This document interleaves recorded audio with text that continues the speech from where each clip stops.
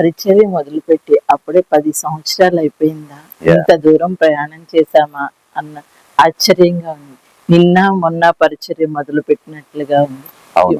ఈ 10 సంవత్సరాల కాలంలో పరిశుద్ధాత్మ దేవుడు మనతో కలిసి నడిచిన విధానం చూస్తే, ఆయన మనల్ని నడిపించిన విధానం, ఆయన మనతో కలిసి నడిచిన విధానం చూస్తే ఆశ్చర్యంగా ఉంది.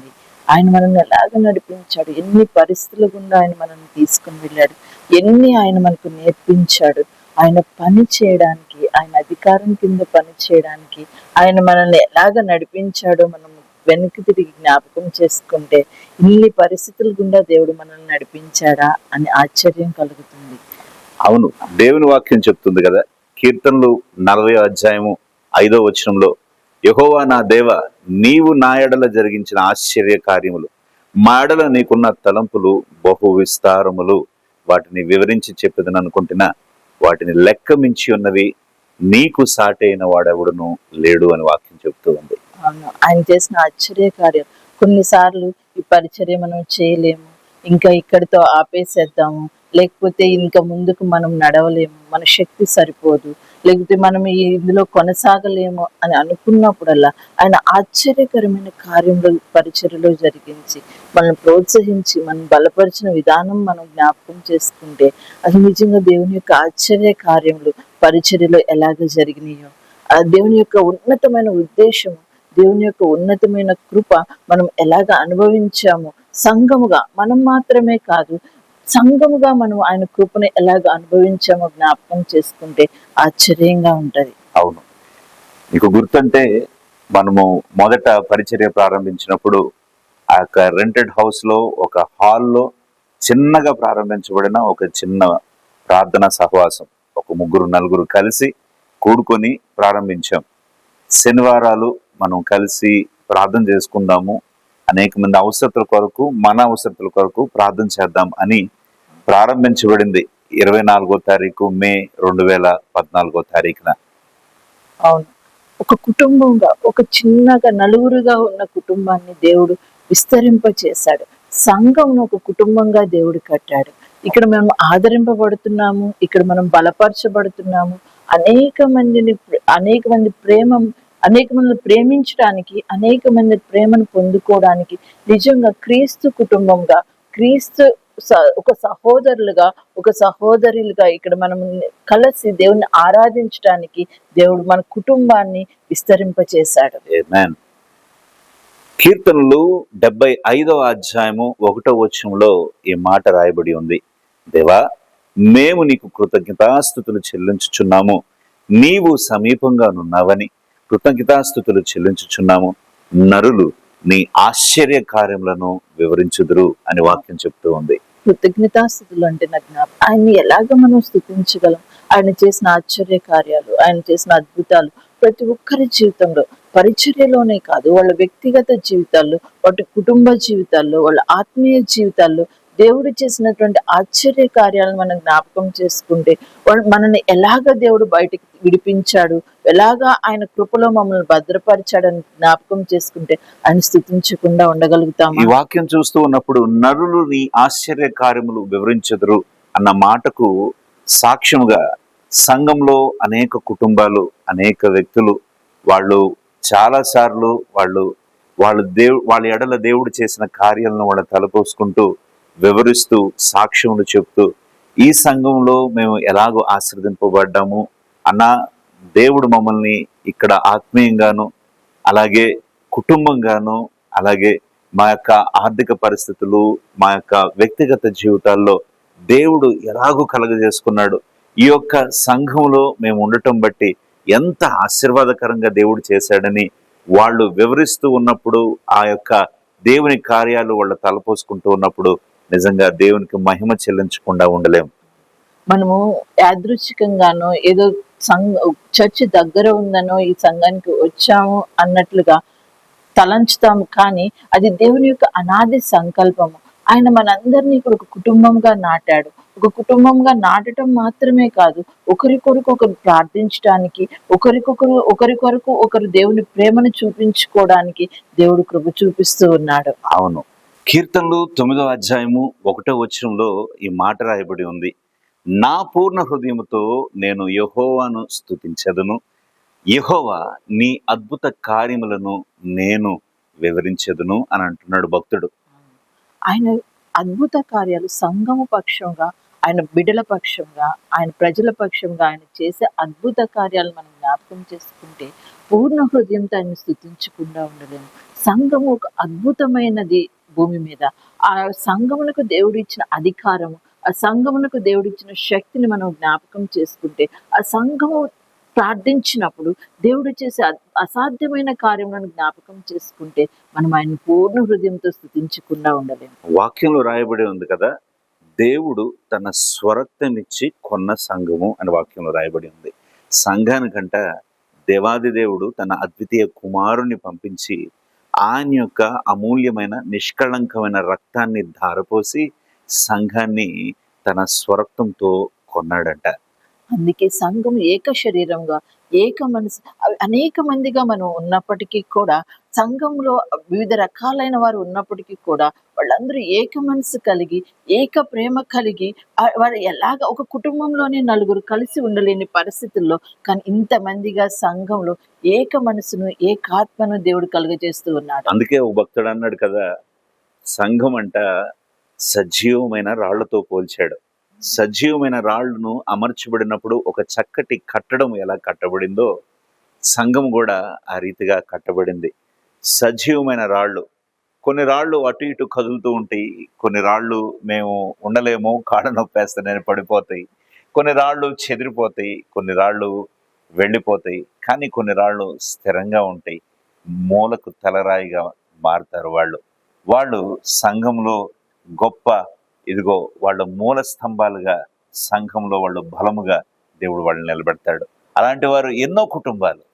మీకు జ్ఞాపకం ఉంటే మన యొక్క పరిచర్య మొదట్లో కొన్ని కుటుంబాలు, అలాగే కొంతమంది యవనస్తులు వాళ్ళ యొక్క అవసరతల నిమిత్తము వచ్చి వాళ్ళు ప్రార్థన చేసుకుంటూ ఉన్నప్పుడు అది ఒక చిన్న సహవాసం అయినప్పటికీ దేవుడు వాళ్ళ జీవితంలో అనేకమైన కార్యాలు చేశాడు. అలాగే దేవుడు ఆ యొక్క చిన్న ప్రార్థనా గుంపును ఆశీర్వదించి క్రమంగా దాన్ని దీవించి ఆ యొక్క చిన్న ప్రార్థనా గుంపుగా ఉన్నప్పుడే చాలా పెద్ద మీటింగ్స్ లాంటి సభలు పెట్టడానికి దేవుడు సహాయం చేశాడు. పరిచర్య ప్రారంభించినప్పుడు ఎన్నో సవాళ్ళు ఎదురైనాయి. పరిచర్య ప్రారంభించబడినప్పుడు మీ అందరికీ తెలిసిన రీతిగా ఆ కుమార్తె అనారోగ్యానికి గురైంది.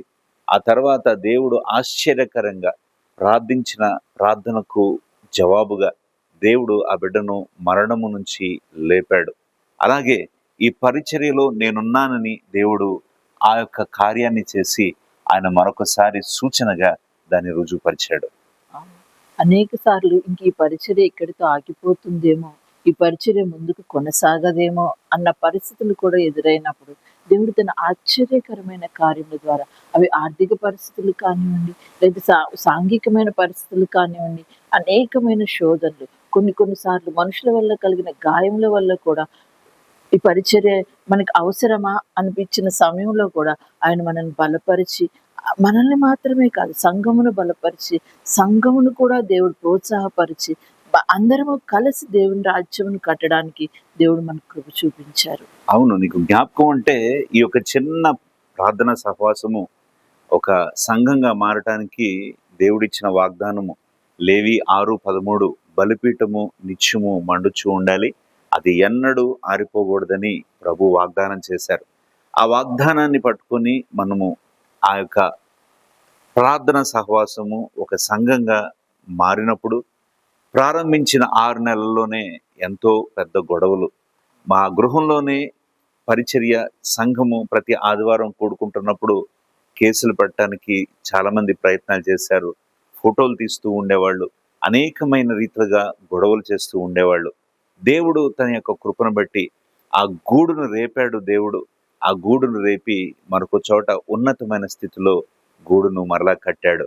ఆశ్చర్యంగా బయటకు సంఘము రావటం జరిగింది.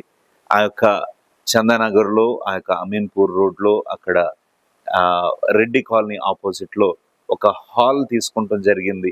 అక్కడ నుంచి సంఘము ప్రతి నెల ప్రతి సంవత్సరము ఎంతో సంఖ్యలో ఆత్మలో వర్ధిల్లుతూ సంఘము క్రమక్రమంగా అనేక కుటుంబాలు సంఘంలో చేర్చబడుతూ దేవునికి మహిమ తీసుకురాబడింది. అవును. మీరు జ్ఞాపకం చేస్తే మన ఇంట్లో ఉన్నప్పుడు సంఘం గురించి జ్ఞాపకం చేస్తే నాకు ఒక విషయం జ్ఞాపకం వస్తుంది. ఆ సమయంలో ఇంట్లో నుంచి బయటికి రావడానికి కూడా నేను ఎంతో భయపడేదాన్ని. ఎందుకంటే కాలనీలో ఉన్న ఆ వ్యతిరేకమైన పరిస్థితులకు భయపడి అలా మేము ఇంట్లో నుంచి బయటికి రావడానికి కూడా ఎంతో భయపడేవాళ్ళం. కానీ దేవుడు ఆత్మలోను, ఆత్మీయతలోను, ప్రేమలోను, సహవాసంలోను అన్ని విషయంలో ఆయన ఆయన రాజ్యము కట్టుటలోను అది ఎంతో దేవుడు వృద్ధిని కలుగచేస్తూ దేవుని యొక్క మహా ఆశ్చర్యకరమైన కార్యములను సంఘంలో జరిగిస్తూ ఆయన శరీరముగా కట్టబడిన మనకు లేకపోతే ఆయన సంఘముగా కట్టబడిన మనకు ఆయన తోడుగా ఉండి నడిపిస్తున్న విధానం జ్ఞాపకం చేసుకుంటే ఆయన స్తుతించకుండా ఉండలేము.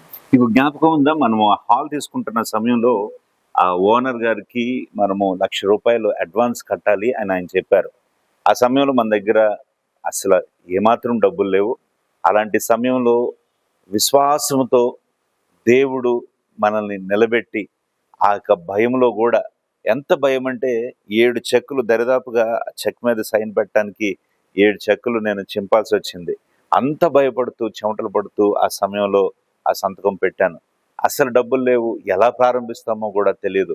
అయినా దేవుడు తన యొక్క కృప చేత ఆ యొక్క హాల్ని తీసుకుంటాము, తర్వాత సంఘము నెమ్మదిగా అభివృద్ధి చెందటము చూస్తే ఆశ్చర్యం కలిగేది. ఆయన ధనము చేత కాదు, మన బలము చేత కాదు, మన జ్ఞానం చేత కాదు, కానీ ఆయన కృప చేత సంఘం కట్టబడుతుందని ఆయన అనేక మార్లు నిరూపిస్తూ వచ్చారు.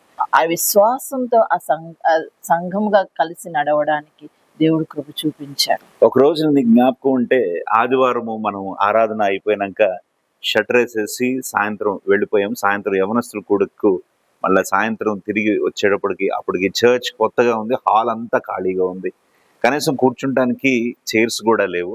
అలాంటి సమయంలో ఎవరో ఇప్పటికీ తెలియదు ఆ చైర్స్ని అక్కడ చర్చ్ దగ్గరికి పంపించి ఆ చైర్స్ చర్చ్కి గిఫ్ట్ లాగా ఇచ్చారు.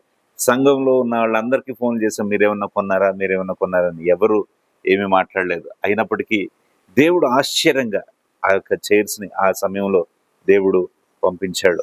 అలాగా అనేకమైన కార్యాలు దేవుడు చేశాడు. ఆ కాల్ నాకే వచ్చింది. షాప్ వాళ్ళు కాల్ చేసి చైర్స్ అందినయా అన్నప్పుడు, ఆ చైర్స్ ఎవరు పంపించారు అని మాకు తెలియదు, థ్రోన్ ఆఫ్ గ్రేస్ చర్చ్కి పంపించమని మాత్రమే మాకు చెప్పారు. అలాంటి ఆశ్చర్యమైన కార్యములు దేవుడు ఎన్నో సంఘంలో చేశాడు. గొప్ప మన సామర్థ్యానికి మించి, మన శక్తికి మించి, సంఘం యొక్క శక్తికి మించి, సంఘం యొక్క సామర్థ్యంకు మించి దేవుడు కార్యములు జరిగించాడు. వాళ్ళని అలాగ పురిగొల్పాడు, అలాగ ప్రోత్సహించాడు. అందరూ ఏక మనసు కలిగి, ఏక హృదయం కలిగి, త్యాగముతో, సమర్పణతో దేవుని రాజ్యమును కట్టుటకు అందరూ తమ వంతు తాము చేస్తూ సంఘంలో పనిచేస్తూ ఉన్నారు. అవును, ఆ యొక్క హాల్లో రెంట్కుంటున్న సమయంలో జ్ఞాపకం ఉంటే, కరోనా టైంలో పూర్తిగా సంఘము అసలు చర్చ్ తెరవలేని పరిస్థితి, అంతా ఆన్లైన్లోనే పరిచర్య జరుగుతూ ఉంది. అలాంటి సమయంలో చాలా ఇబ్బంది పడ్డాము. ఆ సమయంలో ఓనర్కి మనం రెంట్ కట్టలేని పరిస్థితిలో ఉన్నాము. చాలా డ్యూస్ మనకి సంఘంలో ఏర్పడినాయి. ఆ సమయంలో దేవుడు ఆశ్చర్యకరంగా, ఒక రోజునైతే చర్చ్ అయిపోయినాక ఫోన్ కాల్ వచ్చింది. ఓనర్ ఫోన్ చేసి చెప్పాడు, మీరు వెంటనే ఆ హాల్ని మీరు ఖాళీ చేసి వెళ్ళిపోండి, మీరు రెంట్ కట్టలేని వాళ్ళు ఎందుకు ఆ హాల్ తీసుకున్నారు అని ఓనర్ చాలా కటువుగా మాట్లాడటం ఆ రోజున జరిగింది. అయితే ఎంతో ఏడ్చాం, దేవుని సన్నిధిలో ప్రార్థించాం. దేవుడు ఆశ్చర్యంగా ఆ యొక్క అవసరతను అద్భుతంగా తన యొక్క బిడ్డలను వాడుకొని దేవుడు తీర్చాడు. అవును, సంఘంలో ప్రతి ఒక్కరిని జ్ఞాపకం, వాళ్ళ ఇంట్లో అవసరతలైన వాళ్ళు ఆపుకుంటారు, కానీ సంఘంలో అవసరత కొరకు వాళ్ళు ఎంతో త్యాగంతో, వాళ్ళు ఆర్థిక ఇబ్బందుల్లో ఉన్నా, వాళ్ళకి అవసరతలు ఉన్నా, కానీ సంఘం యొక్క అవసరతను గుర్తించి వాళ్ళు త్యాగంతో దేవుని కొరకు ఆ విత్తే దాన్ని, లేకపోతే వాళ్ళు చేసే ప్రతి కార్యం జ్ఞాపకం చేసుకుంటే దేవుడు ఎంత మంచి సంఘమును మనకి ఇచ్చాడు, ఎంత మంచి బిడల్ని మనకి ఇచ్చాడు, ఎంత మంచి సహవాసం మనకి ఇచ్చాడు. ఒక ఐక్యత, ఒక ప్రేమ, ఒక త్యాగంతో కూడిన సంఘమును దేవుడు మనకి ఇచ్చాడని జ్ఞాపకం చేసుకుంటే ఎంతో కృతజ్ఞతతో దేవుని ఎడల మన హృదయం నిండిపోతూ ఉంటది. అవును, ఈ యొక్క పరిచర్య ముందుకు వెళ్తున్న క్రమంలో మధ్యలో ఎన్నో ఆటుపోట్లు వచ్చాయి. ఎంతో మంది అపార్థాలు నిందలు. చేసుకున్నారు, నిందలు వేశారు.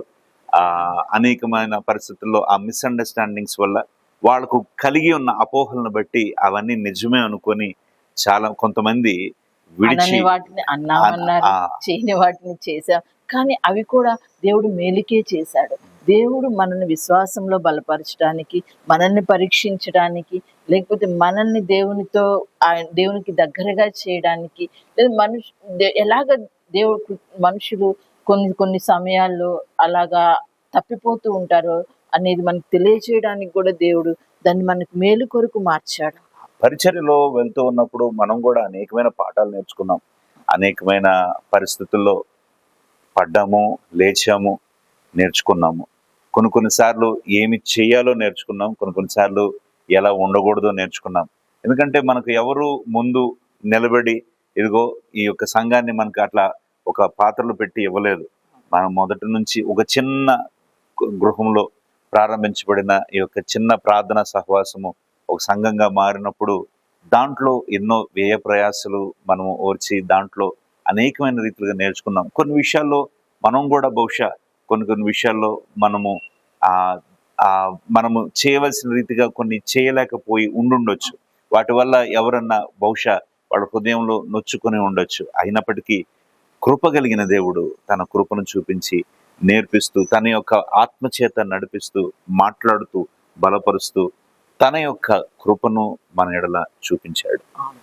ఆయన కృపను జ్ఞాపకం చేసుకుంటే అసలు ఈ ఒక్కసారి మనం నడుస్తున్న మార్గమును జ్ఞాపకం చేసుకుంటే నిజంగా మనమే నడుస్తున్నామా లేకపోతే మనం అనిపిస్తుంది. కానీ దేవుడు మన శక్తికి మించి మనల్ని నడిపిస్తూ ఉన్నాడు, మన యోగ్యతకు మించి మనల్ని నడిపిస్తున్నాడు. ఈ అంత్య దినములో ఈ సంఘమును అనేక మందికి వెలుగుగా, అనేక మందికి ఆదరణగా, అనేక మందికి దేవుణ్ణి చూపించే సంఘముగా ఈ సంఘమును ఆయన నిలబెడుతూ ఉన్నాడు.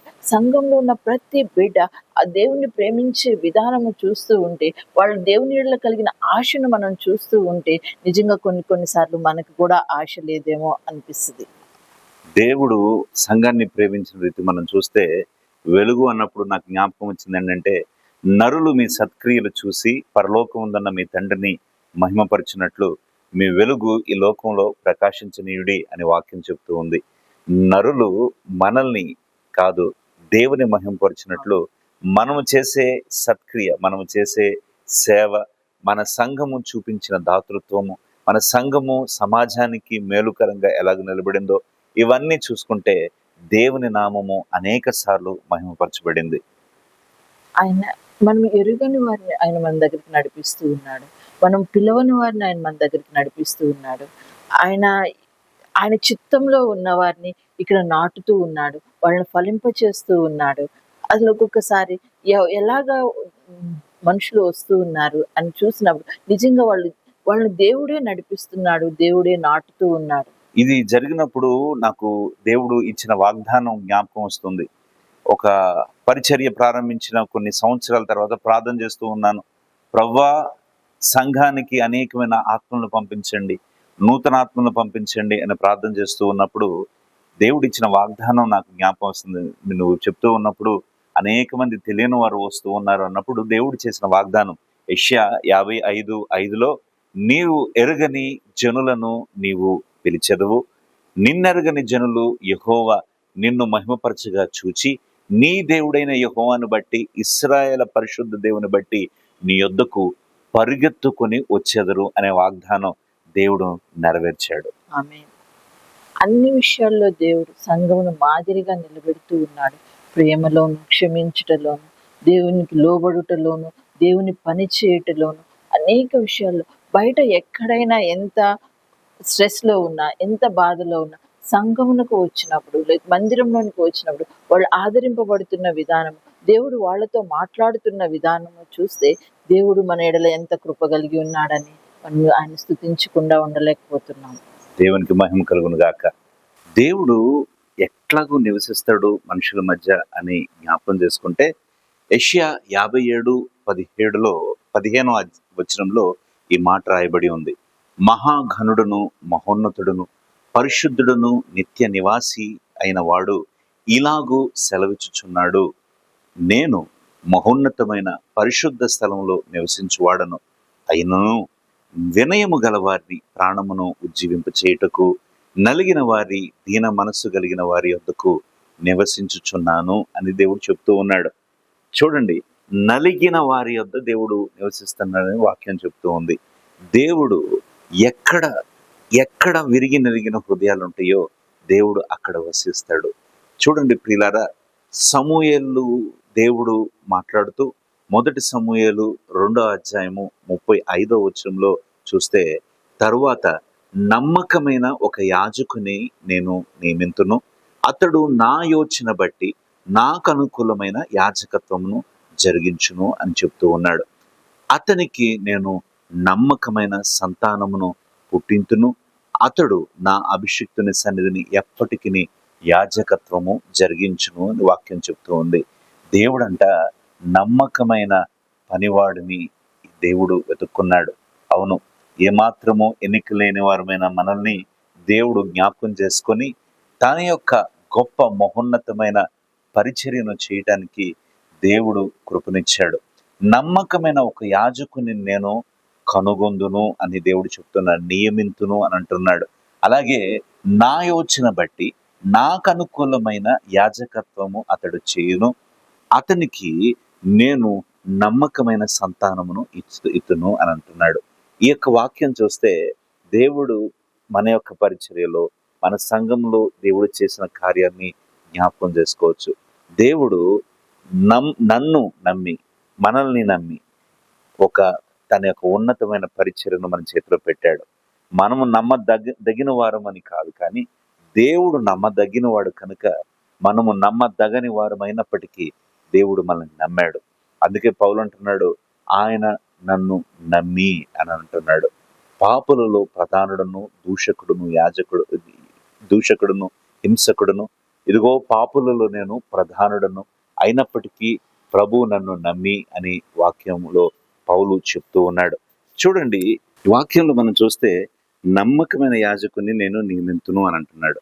2, నాకు అనుకూలమైన యాజకత్వము అతడు నా యోచన బట్టి జరిగించును అని అంటున్నాడు. తర్వాత నేను నమ్మకమైన సంతానమును అతనికి కలగజేస్తాను, అతడు అభిషిక్తుని సన్నిధిన ఎప్పటికీ యాజకత్వము జరిగిస్తాడు అని దేవాది దేవుడు సెలవిస్తూ ఉన్నాడు. అవును, ఈ మాట మన పరిచర్యలో రుజువైంది. దేవుడు మనల్ని నమ్మి ఆయన నమ్మదగిన వాడు కనుక మనము నమ్మదగని వారమైనప్పటికీ ఆయన మనల్ని నమ్మాడు. పౌలు తిమోతితో చెప్తూ అంటాడు కదా, నేను దూషకుడును వంచకుడును హింసకుడును పాపులలో నేను ప్రధానుడును, అయినను దేవుడు నన్ను నమ్మి ఇటు పరిచర్యను నాకు అప్పచెప్పాడు అని అంటాడు. అలాగే దేవుడు మనల్ని నమ్మాడు. నమ్మి దేవుడు తన యొక్క అనుకూలమైన పరిచర్య చేయించుటకు మనల్ని నియమించి దేవుడు నమ్మకమైన సంతానాన్ని అనగా సంఘ సభ్యుల్ని సంతానంగా దేవుడు ఇచ్చాడు. ఎంతో ఆత్మీయ కుటుంబము దేవుడు మనకు ఇచ్చాడు. ఎంతోమంది అన్న అని వాళ్ళు పిలుస్తూ ఉన్నప్పుడు, అక్క అని వాళ్ళు పిలుస్తూ ఉన్నప్పుడు, వాళ్ళు నిజంగా ఒక తల్లిని ఒక తండ్రిని ప్రేమించిన రీతిగా వాళ్ళు చూపుతున్న ప్రేమ, వాళ్ళు చూపుతున్న ఆ యొక్క ప్రేమను అనురాగాన్ని మనం చూస్తూ ఉన్నప్పుడు ఎంతో ఆశ్చర్యం అనిపిస్తుంది. అసలు వీటన్నిటిని పొందుకుంటానికి మనం అర్హులమా అని కొన్నిసార్లు దేవుని సన్నిధిలో కన్నీళ్లతో దేవునికి వందనాలు చెప్పకుండా ఉండలేము. చూడండి, యెషయా 66:8 దేవాది దేవుడు ఇటు చెప్తూ ఉన్నాడు, అట్టి వార్త ఎవరు వినియుండిరి, అట్టి సంగతులు ఎవరు చూచిరి, ఒక జనమును కనుట ఒకనాటి ప్రసవ వేదన చాలునా అని వాక్యం చెప్తూ ఉంది. ఒక జనాంగాన్ని కంటానికి ఒక ప్రసవ వేదన సరిపోదు కదా. ఒక గొప్ప జనాంగము కనాలి అని అంటే కంటానికి దేవుడు శక్తినివ్వాలి. ప్రసవ వేదన దేవుడు ఇస్తాడు. ఆత్మలను కనుటకు దేవుడు భారాన్ని ఇస్తాడు. కొన్నిసార్లు ఆ క్రమంలో కొన్నిసార్లు ఆ యొక్క కనే ఆత్మను కనే ఆ యొక్క ప్రయాసలో మనం అనేక సార్లు అనేకమైన ఇబ్బందులు పడుతూ ఉండుండొచ్చు. కానీ ఒకానొక సమయంలో దేవుడు ఇచ్చిన నమ్మకమైన సంతానాన్ని చూసినప్పుడు దేవునికి మహిమ చెల్లించకుండా ఉండలేము. 1 కొరింథీ 3:9 ఈ మాట రాయబడి ఉంది. పౌలు అంటున్నాడు కదా, మేము దేవుని జత పని వారమై ఉన్నాము, మీరు దేవుని వ్యవసాయమును దేవుని గృహమునై ఉన్నారు అని అంటున్నాడు. దేవునికి మనము జత పని వారమైతే సంఘ సభ్యులంట దేవుని వ్యవసాయము అలాగే దేవుని గృహమునై ఉన్నారు అని వాక్యం చెప్తూ ఉంది. దేవుని వ్యవసాయం అంటే, వ్యవసాయము అనగా ఒక తోట, దాంట్లో అనేకమైన ఫలమిచ్చు వృక్షములు, ఇవన్నీ దేవుడు మన దగ్గర మారు మనసు తగిన ఫలమును ఫలించుడి అన్నాడు కదా. అలాగే మారు మనసు తగిన ఫలం సంఘము కూడా ఫలించుటకు, సంఘంలో ఉన్న పరిశుద్ధులందరూ ఫలభరితంగా ఉండుటకు దేవుడు ఈ మాట చెప్తూ ఉన్నాడు. 1 సమూయేలు 12:23 సమూయేలు ఈ మాట అంటూ ఉన్నాడు, నా మటుకు నేను మీ నిమిత్తము ప్రార్థన చేయుట మానుట వలన యెహోవాకు విరోధముగా పాపము చేసిన వాడు నగుదును, అది నాకు దూరమగునుగాక అని అంటూ ఉన్నాడు. కానీ శ్రేష్టమైన చక్కని మార్గమును మీకు బోధింతును అని అంటున్నాడు. అవును ప్రియులారా, ఒక సేవకులుగా మేము కూడా ఈ మాట చెప్తూ ఉన్నాం. మేము దేవుని సన్నిధిలో వినమ్రతతో ఈ మాట చెప్తూ ఉన్నాం. మీ ప్రతి ఒక్కరి కొరకు నిత్యము ప్రార్థన చేస్తూ ఉంటున్నాం. ప్రతి కుటుంబం కొరకు కన్నీరు కారుస్తూ ఉన్నాం. ప్రతి ఒక్కరి కొరకు బాధ్యత కలిగి దేవుని సన్నిధిలో లెక్క అప్పచెప్పాలన్న భయము కలిగి, ఆ స్పృహ కలిగి పరిచర్య చేయడానికి కృప చూపిన దేవునికి మహిమ కలుగునుగాక. అందుకే సమూయేలు అంటున్నాడు, నా మటుకు నేను మీ నిమిత్తము ప్రార్థన చేయటం మానుట వలన యెహోవాకు విరోధంగా పాపము చేసిన వాడు నగుదును అని అంటున్నాడు. అది నాకు దూరమగునుగాక అని అంటున్నాడు.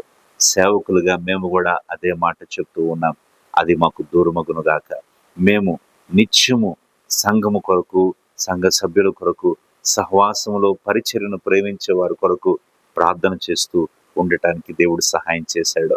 ఆయన మీ కొరకు 24 అంటున్నాడు, ఆయన మీ కొరకు ఎన్ని గొప్ప కార్యములు చేశానో అది మీరు తలంచుకొని, మీరు యెహోవా యందు భయభక్తులు కలిగి నిష్కపటమైన పూర్ణ హృదయముతో ఆయనను సేవించుట అవశ్యము అని సమూయేలు చెప్తూ ఉన్నాడు.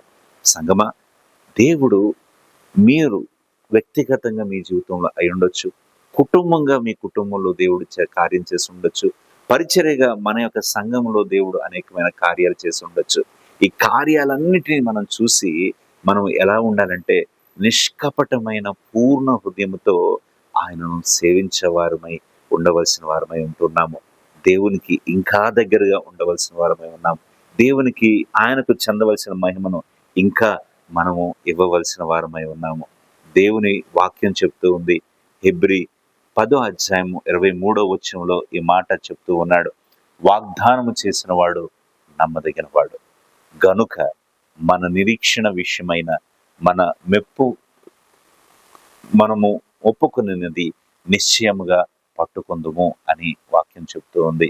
వాగ్దానం చేసిన వాడు నమ్మదగిన వాడు గనుక మన నిరీక్షణ విషయమై మనము ఒప్పుకున్నది నిశ్చయముగా పట్టుకుందుము. దేవుని వాగ్దానాలను పట్టుకుందాం, దేవుని వాగ్దానాల్ని కన్ఫెస్ చేద్దాం, దేవుని వాగ్దానాల్ని క్లెయిమ్ చేద్దాం. ఆయన సన్నిధిలో అడుగుదాం. ఎందుకంటే వాగ్దానం చేసిన వాడు నమ్మదగిన వాడు కనుక. ఈ సంగమా, ఎంతో సంతోషం మీ ఎదురుగుండా ఈ రీతిగా ఈరోజు ఈ యొక్క 10th యానివర్సరీ దినమున మీ ఎదురుగుండా ఈ రీతిగా రావటం, కృప చూపిన దేవునికి వందనాలు తెలియజేస్తూ ఉన్నాం. మేము ఇద్దరము, అలాగే సంఘ సభ్యులందరూ, ప్రతి కుటుంబానికి, ప్రతి ఒక్కరికి, ప్రతి యవనస్తులకి, ప్రతి బిడ్డలకు, ఈ సంఘాన్ని, ఈ పరిచర్ను ప్రేమిస్తూ దీని కొరకు ప్రార్థిస్తున్న ప్రతి ఒక్కరికి నిండు హృదయంతో వందనాలు తెలియజేస్తున్నాము. God bless you. దేవుడు మిమ్మల్ని దీవించును గాక. ప్రియ సహోదరి సహోదరులారా, ఇప్పటి వరకు మీరు చూసిన ఈ కార్యక్రమం మీకు ఎంతో ఆశీర్వాదకరంగా, దేవుడు మన జీవితంలో అలాగే మన పరిచర్యలో దేవుడు చేసిన కార్యాలని మనం ఇప్పటి వరకు తలపోసుకున్నాం కదా. ఈ యొక్క దేవుని కార్యాలని మనము తలపోసుకుంటూ, దేవుడు చేసిన గొప్ప అద్భుతాలని మనము జ్ఞాపకం చేసుకుంటూ ఆయనకు కృతజ్ఞతాస్తుతులు చెల్లించవలసిన వారమై ఉన్నాం. కనుక మనము జూన్ నెలలో 14, 15, 16 తారీఖుల్లో ఈ 3 దినములు మనము యానివర్సరీ జరుపుకుంటున్నాం. ఎందుకంటే 10వ వార్షికోత్సవం కనుక 10th యానివర్సరీ ఒక గొప్ప మైల్ స్టోన్ ఇది. ఈ మైల్ స్టోన్ని సంఘముగా మన అందరము కలిసి సంతోషముతో దేవునికి నిండు హృదయంతో మనం వందనాలు తెలియచేద్దామా? మన అందరము కలిసి దయచేసి జ్ఞాపకం ఉంచుకోండి. జూన్ 14 అనగా శుక్రవారం సాయంత్రము ఒక మీటింగ్ ఉంటుంది. అలాగే 15వ తారీఖు పగలంతా ఉదయం 9 గంటల నుంచి రాత్రి 9 గంటల వరకు నిర్విరామంగా స్తుతి ఆరాధన ఉంటుంది. 15వ తారీఖున ఉదయం ఆదివారము, 16వ తారీఖున ఆదివారము ఆరాధన ఉంటుంది. ఆదివారము సాయంత్రము మరలా ఒక కూటము ఉంటుంది. ఈ 3 దినాలు దేవుని మహింపరుస్తూ ఘనపరుచుదాం. దేవునికి గొప్ప కృతజ్ఞతాస్తుతులు సంఘముగా మనం చెల్లిద్దాం. మీరందరూ అవైలబుల్గా ఉండాలని మేము కోరుకుంటూ ఉన్నాం. మీరందరూ మీ ఊర్ల నుంచి వెనక్కి వచ్చినాక ఈ యొక్క కార్యక్రమాన్ని జరిపించాలని ఆశపడుతూ యానివర్సరీ ఈ రోజు అయినప్పటికీ ఆ రోజులకి మార్చాం. తద్వారా కుటుంబాలుగా మనం అందరము కలిసి దేవుని మహింపరచుటకు దీనికి కావాల్సిన సహకారాన్ని, దీని కొరకు ప్రార్థనను మీరు చేయవలసిందిగా ప్రభు పేరిట మిమ్మల్ని కోరుచు ఉన్నాను. దేవుడు మిమ్మల్ని దీవించునుగాక. God bless you. Praise the lord.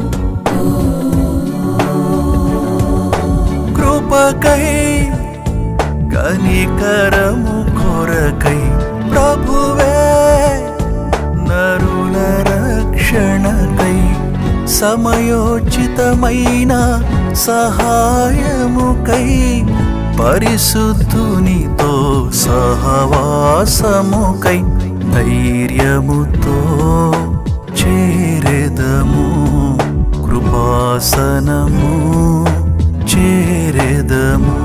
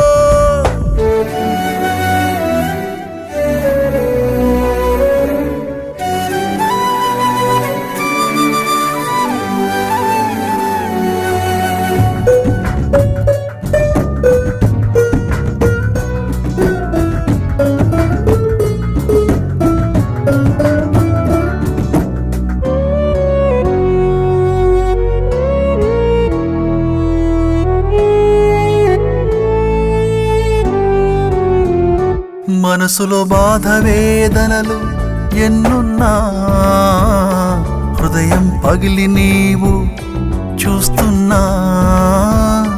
మనసులో బాధ వేదనలు ఎన్నున్నా హృదయం పగిలి నీవు చూస్తున్నా. యేసుని వైపు నీవు చూడుము సమయోచిత సహాయముకై.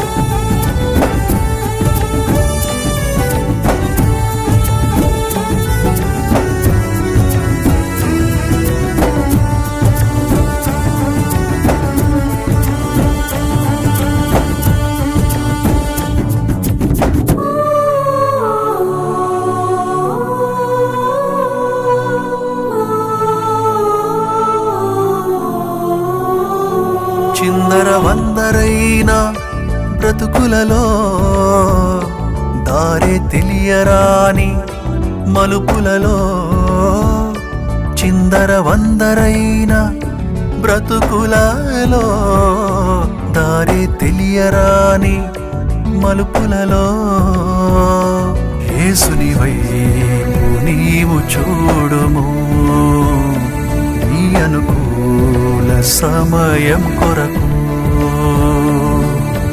Throne of grace, throne of grace, throne of grace, throne of grace. కృపకై కనికరము కొరకై ప్రభువే నరుల రక్షణకై సమయోచితమైన సహాయముకై పరిశుద్ధునితో సహవాసముకై ధైర్యముతో చేరెదము కృపాసనము చేరెదము Throne of grace, throne of grace, throne of grace, throne of grace. Throne of grace, throne of grace, throne of grace, throne of grace, throne of grace. Oh.